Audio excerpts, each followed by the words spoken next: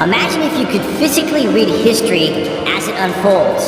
Imagine if everything we are doing today and now had already happened. There is no way to prove this, of course, but there is also no way to disprove this. All across the world, there are megastructures, scripts, text, even proof of advanced machinery from a forgotten time in history. Are we doomed to repeat the process of advancing human knowledge and understanding at intervals in Earth's history, only to be blinded by greed every time? If so, then we truly will never really understand anything. Just wait till you hear this. Let us start with Atlantis.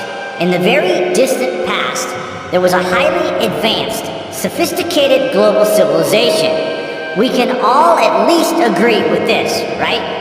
But just what happened here on Earth that dismantled this civilization?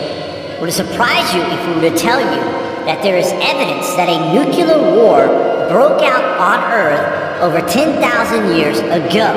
There is evidence for this. In both the Indian epics and in the Sumerian texts, they describe godlike weapons that held all the power in the universe. Two great cities in that of Sodom and Gomorrah were obliterated overnight according to the book of Genesis.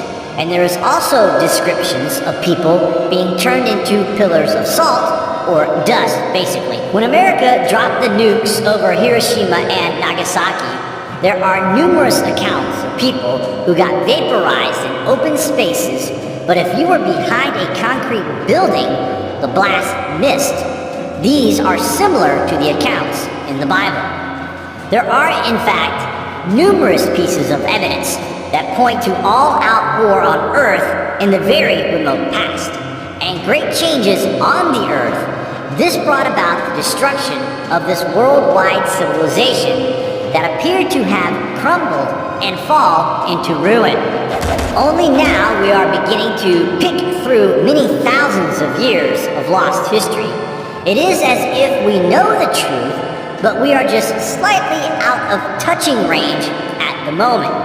Even though the evidence is compelling and staring right at us in the face, it is just beyond our conscious understanding.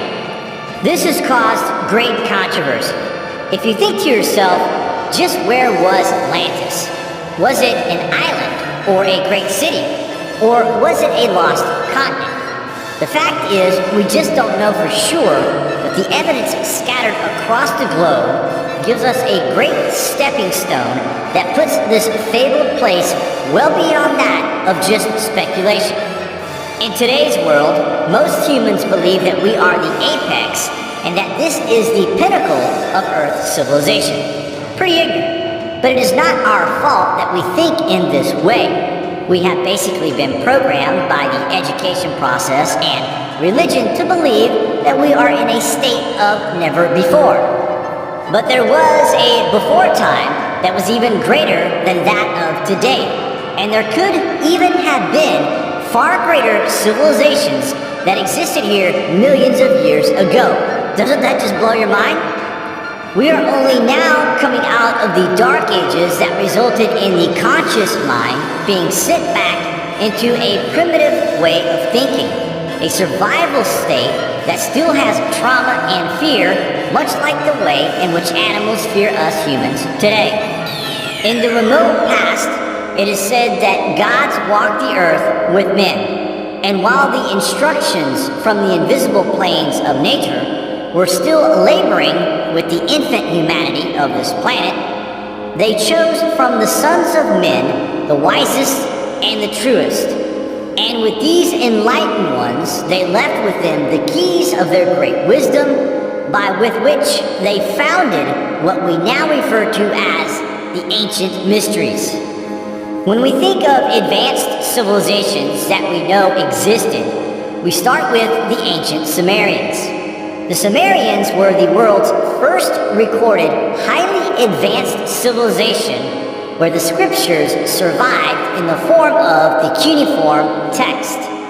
Strangely, the Sumerians not only depicted our solar system, but they also depicted the planets in the correct scale. we only recently rediscovered Neptune, Uranus, and Pluto, yet the Sumerians had this down between 5 to 7,000 years ago. Did they have access to some lost knowledge? You have to wonder. The first writings, the cuneiform, which there are over 500,000 of, by the way, was made to last. Just like the pyramids at Giza, these ancient texts were made to survive. But the translations are not as simple as any known language. In fact, they were completely undecipherable until recently. To this day, only around 17% of these texts have been loosely translated. Predating the Bible by at least 4,000 years, they tell us that more than once, and in more than one place, that 432,000 years before the Great Flood, the Anunnaki came to the earth from Nibiru through the Great Bracelet, the bracelet being the asteroid belt, and landed in the Persian Gulf, where they began to mine the region for gold in order to save their own planet's failing atmosphere. It is thought that the gold would reflect solar weather, providing a heat shield, and in effect, repairing the atmosphere of their planet. The Anunnaki began to engineer a slave race on Earth by manipulating the DNA. They improved human DNA and go on to explain how it was done. Now, this sounds crazy, guys, but this is what these texts are telling us. They took the egg of a human and fertilized it with one of the Anunnaki gods, that they placed it in the womb of an Anunnaki female who carried this till birth and gave birth to the first Adam, the first Earthling.